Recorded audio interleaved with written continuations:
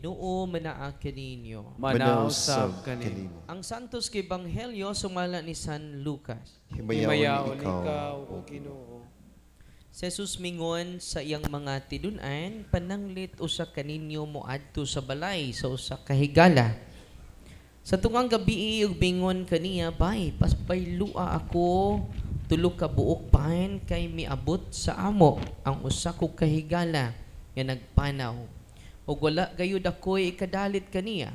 Kun pananglit tubagon ka sa imong higala didto sa sulod, ayaw na akog sa muka. Gitrangkahan na ang pultahan. Ug ang akong kabataan ug ako naghigda na. Ug dili na ako makabangon sa paghatag bisan unsa. Unsa may imong buhaton? Sultihan ko kamo nga bisag higala kaniya, dili siya mobangon ug mohatag kanimog paen. Apan mobangon na lang siya ug mohatag kanimo sa tanan nga imong gikinahanglan. Kay wala ka man maulaw sa pagpunag pangayo. Busa sultihan ko kamo, pangayo kamo, o kamo hatagan. Pangita kamo, o kamo makakaplag. Pagtuktok kamo, o ablihan ang pultahan alang kaninyo. Kaya ang tanan niya mangayo hatagan, o siya nga mangita makakaplag. O ang pultahan ablihan alang kaniya nga magtuktok. May usa kanilang mga amahan, may usa ba kaninyo nga maamahan nga mohatag sa iyang anak og bitin kun siya mangayo og isda o mohatag ba kaninya tanga kun mangayo siya itlog. Bisan pa sa inyong pagkadautan, mahibalo kamo nga mohatag og maayong mga butang ngadto sa inyong mga anak. Nan ang amahan nga tuwa sa langit, labaw pang muhatag kaninyo sa Espiritu Santo kanila nga mangayo niini. Ang Ebanghelyo sa Ginoo. Daygon ikaw, o Kristo. So magandang tanghali sa ating lahat. Magandang tanghali. Nabusog ba kayo? Totoo.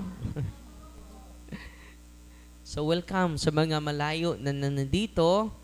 At ang humili ko pala ay sinishare ko na kanina sa live ko. So focus na lang ako sa catechism ngayon. Sana po ay na-empower po kayo sa ating mga series of talks dahil kinakailangan natin yan. Marami sa atin ay lagi pa ring namumuhay sa takot. At dahil dyan, no, kahit yung mga hierarchy ay puno ng takot, kaya nga meron tayo dito sa center. Bakit? Yung objective namin is to empower you, not to threaten you. Kapag ma-empower kayo kahit saan, you become dependent on God. Ano? You become dependent on God alone. Because Father Darwin is limited. Our team is limited, but God is unlimited. He is omnipresent. Ano ang Panginoon? Omnipresent. Tawagin niyo siya. Ang Ama, ang Anak, at Espiritu Santo. May tumawag sa atin ngayon. Dahil may hinaharas ng isang eskwelahan dito sa Bohol. Father, hindi ka pa pupunta doon. Ang sagot ko, nandun naman ang Panginoon. Si Father Darwin ay limited lang. Bakit dependent kayo sa akin? Ay, yung lahat ngayon, bakit may catechism po? To empower all of you. Natutuwa ba kayo? Uy. And then use the sacramentals of the church. And receive the sacraments. Mamaya po, may adoration tayo, may exposition of the Blessed Sacrament mamaya. And while exposing the Blessed Sacrament, uupo ako dito with Father Martin mamaya. On the way na si Father Martin, tutulong sa atin for confession. Lahat tayo will receive the sacraments because it is Jesus. Confession, sa mga hindi pa nagpakasal, receive the sacrament of confession. Narinig nyo kanina yung ina-exercise ko? na-possess siya sa dalawang demonyo galing sa occult objects, habak, anda orasyon, galing sa mga antingero. Uy. Kaya pala may kapangyarihan yung mga antingero, mga anting-anting. Sino pala yung espiritu na nakasapi sa kanila? Hindi yung Holy Spirit. Sabi dito sa Ebanghelyo, ang Diyos Ama ay very good and generous. Ano ang Diyos Ama? Good and generous. Holy, good, and generous. Ano yung ibigay niya sa atin? Holy Spirit. So sa mga may habak ngayon, hindi nga ako hahawak sa habak ninyo. Kahit exorcist na ako. Ito itong pasyente natin, dinala nyo yung mga relatives niya. At yung relatives niya, binigay yung mga habak, yung orasyon. Siya tuloy ang naharas. Ang pangalan ng mga demonyo kanina, si William. Uy, parang Amerikano. Ang pangalawa ay si Juliana. Uy, Bisadya.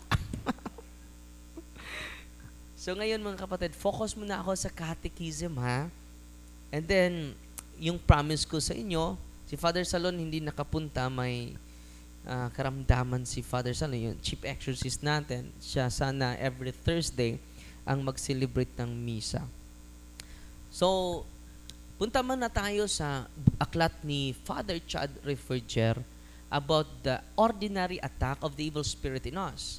So, dalawa po, snares of the devil and then the temptation from the evil spirits. Snares is bitag, trap, and then the temptation, it is the activity of the evil spirit. Sabi ni, may tatlo, di ba?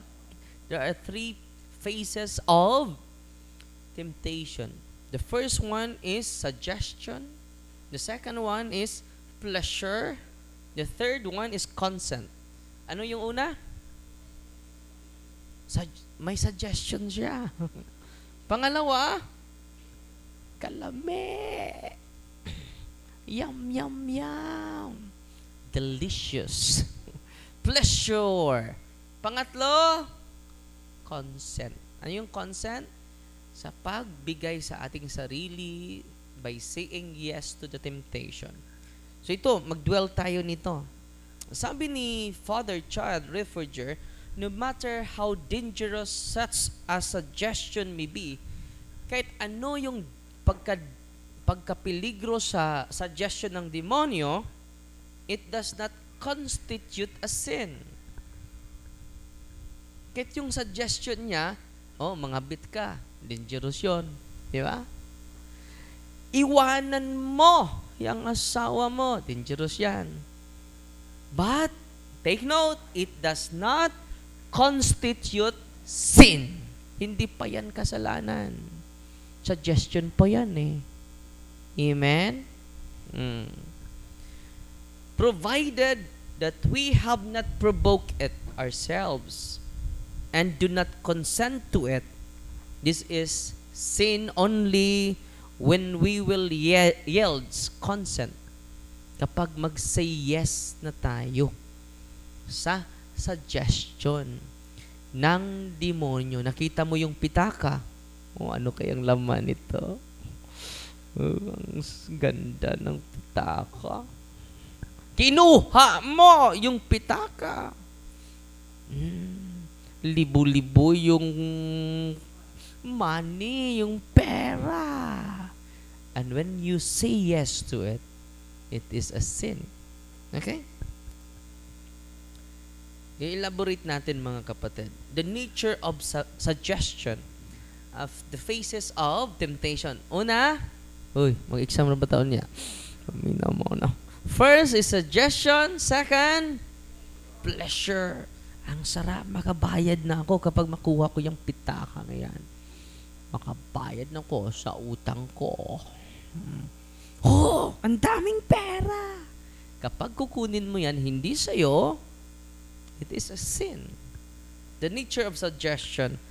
A suggestion refers to a thought, image, an impulse that arises in the mind and imagination, proposing something sinful, this can come from three things: world, flesh, and the evil one. Hindi lahat galing sa demonyo, ha? Uy, makakita ka sa kapitbahay mo na bagong motor. Hindi naman galing sa demonyo yung motor. From the world. Anong nangyari? Ano yung reaction mo? May bagong motor yan dahil leader yan sa politiko. Nakabili. Kurakot kasi yan eh. Natanggap ko kay 500 lang. Yung asawa ko 1,000. So nandiyon sa kanya yung 500. So ngayon, it is all temptation is not from the evil one. It might be from the world. Dahil nakita mo sa Facebook.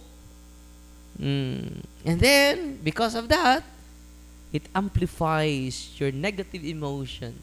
It amplifies your negative image and thought.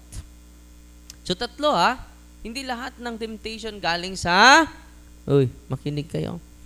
Sa demonyo na ito. Galing pa lang yan sa mundo because of our inclination to sin. The world, sa sanlibutan, kita mo bago yung ang laki ng TV nila. Ang amin, ang liit. So, yung envy. Dahil external stimulus yun eh. Ang ganda ng kanyang kotse, magara. Bibili kaya ako? Bibili ka dahil hindi kinakailangan mo. Bibili ka because of inggit. Because of envy. Iba yung bibili ka dahil kinakailangan mo. Okay? Pangalawa, the flesh. Yung desire natin, inordinate desires. Disordered desires within us. Yun. Doon galing yung demonyo. Sa ating desires, urges. Pangatlo lang yung demonyo. Okay? So sa suggestion pala, tatlo yung origin. Una, sanlibutan, world. Pangalawa, flesh. The inordinate desires of our flesh. Pangatlo, the evil one. Okay? Importantly, we are not morally responsible of every thought or image that passes through our mind. So take note we are not responsible morally sa lahat ng mga negative thoughts dahil nasa isipan pa eh. Anong sabi dito? Importantly, we are not morally responsible for every thought or images that pass through our image. Yung dadaan lang sa sa ating isipan, we are not morally responsible. Yung dadaan yung mga negative thoughts sa ating isipan, we are not morally responsible to it. Many temptation come uninvited. Di ba? Maraming mga temptation sa isipan natin na hindi na naman natin iniisip. Bigla lang lumitaw. Nakarelate kayo? Totoo, hindi? They appear suddenly, even forcefully. Their presence alone does not constitute sin. Take note yung dadaan lang sa isipan natin, it doesn't constitute sin. Okay? Dumaan lang eh. Yung mga negative na isipan dumadaan, negative thoughts, images na dumadaan sa isipan natin, it doesn't constitute sin. Naunawaan ninyo? Therefore, we are not morally responsible of every thought that passes to our mind. For example, you're praying quietly. Ano ninyo, na-experience nyo ito? Well, nag-pray tayo. maraming papasok sa isipan natin. Oo, yung sinaing mo, tingnan mo yung sinaing mo. And then, while nagpipray, lagi kang paghilo mo. Mga yawa mong dagko, nag-pray ba ako diri, ha? Malikas na nag-pray, no? Ano pa? And suddenly, a violent, impure thoughts enters your mind. You are startled and disturbed by it. This is a suggestion. If you reject it immediately, anong gawin natin? Reject it immediately. There is no sin. But when we entertain the thoughts, that's a starting point of our commission of sin.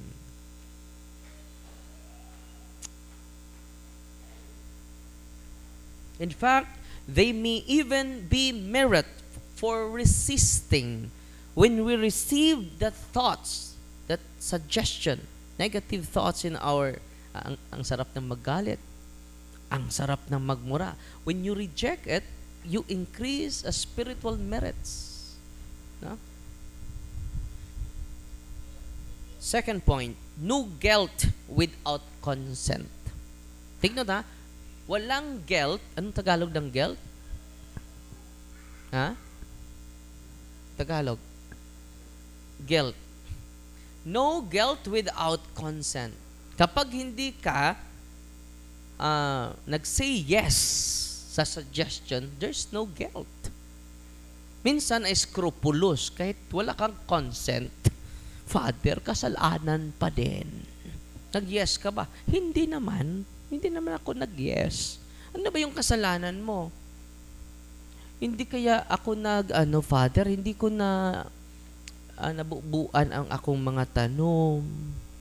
Wako ka pa misbis, Father. Nga nung wa man po ka pa misbis, kay nag-uwan man. Duklon ta karon. Scrupulous conscience. Dili tanang sayop sa, pero tanang sala sayop. Uy. There's no guilt without consent. Paano ka maging guilty without consent? Pero marami naman ngayon, na grabe na yung corruption, wala pa ring guilt. Kabaga og naong. Iuli na ninyo. Ayun mo paabot nga, convicted pa kayo. Isauli nyo na yan. Amen? Ang daming mga kapatid natin na walang pangbayad sa check-up ng doktor. Ngayon, may doktor tayo kasama dito. Ito yung clinic natin. Nandito si Dr. Halad kasama natin. Okay? So, kung natural yung karamdaman ninyo, consult our doctors. Sunod, mga kapatid. Last 5 minutes na ako. Katikisin po ito hindi po ito homily. Yung homily ko ay sa live ko na. Para hindi natataas yung homily ko. No? So, patuloy tayo. So, no guilt without consent. Kung may consent, it increase our guilt. And then, ano pa?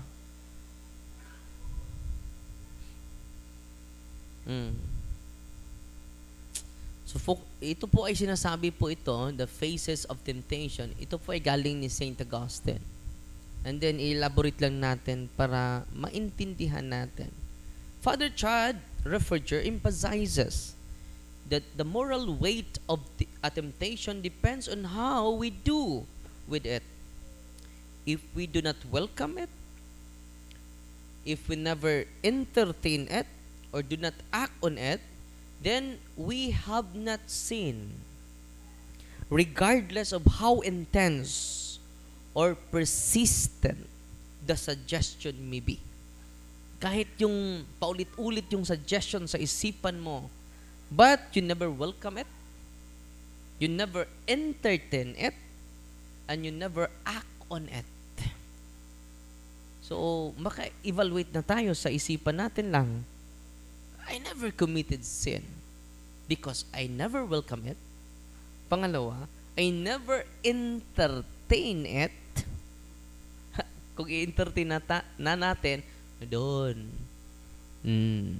The temptation of Satan will be realized when we entertain, more so when we act on it.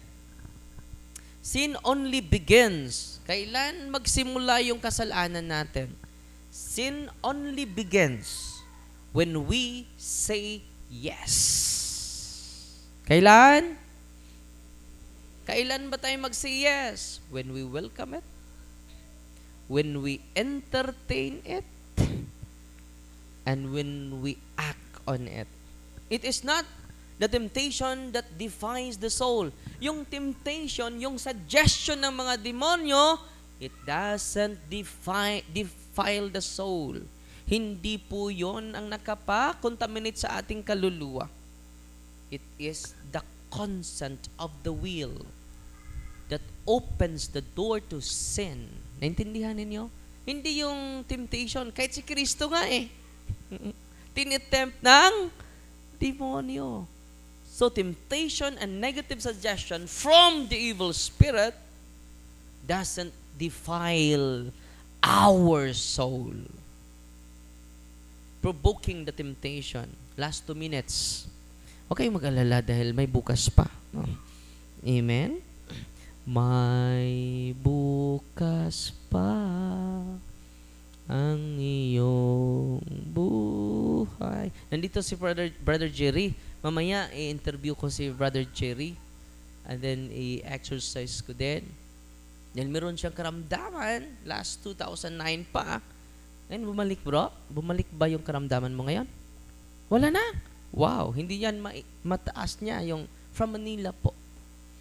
Bigyan nating papuri ang Diyos. By the way, yung healing, baka ma-amaze kayo. They are bonus. They are secondary. But the most important miracles are not the healing, nor the liberation, nor the casting out of the evil spirit. It is not. But the most and the greatest miracle is our conversion. Ang pagbabago natin.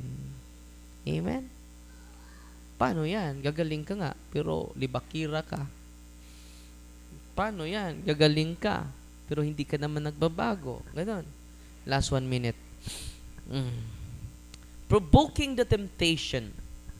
There is a difference between temptation that comes to us and one that we go looking for. Iba yung temptation na bigla lang dumating. Or, naghahanap tayo ng temptation. Pumunta tayo sa nightclub. Merong mga kilala ko, pumunta sila sa nightclub. And then pagpasok, first time na pagpasok doon, nag-share sila sa akin. First time, pumasok sila doon. May sumasayaw na Brad Leo. Na magandang mga dilag. Singganda ni Nanay Ili. No? And then, sumayaw daw sa tubo. Dito. No, and then, ang sunod na kanta, first time nila doon. Alam nyo yung kanta? Ito yung kanta. God is watching us. God is watching us. From a distance, lumabas sila lahat. Ano ba yung musika? God is watching us. Lumabas sila. Marami sa atin, we seek temptation. We are searching for temptation. Provoking temptation. Yan ang elaborate natin sa sunod na araw, ha? Wala na akong oras, eh. No? So, mamaya, mag blessing sa mga religious items ninyo. And then, sasamahan ko si Father Martin for confession. Hindi pa siya dumating. Sasamahan ko siya for confession mamaya. Magpatuloy pa ako mag-exercise. So, meron pa akong exercise after our Mass. And then, kung may mag-react sa inyo ngayon, huwag kayong magmadali. Dahil hindi naman kami magician. Ang makalaya sa demonyo, 10% lang po yung sa amin, 90% from the family circle. Sino ba ang pinakamataas? 90 or 10? So bakit ba hindi ito lumaya sa amin, Father, yung demonyo? Ay, hindi mo pinalayas. 90% sa iyo eh. Amin, 10% lang. Pero ibibigay namin fully yung 10%. At sana po, ay may bigay din ninyo fully yung 90% cooperation. Total of 100%. Amen? Palug manindog. Ato karong ampuon ang pag-ampo sa katauhan.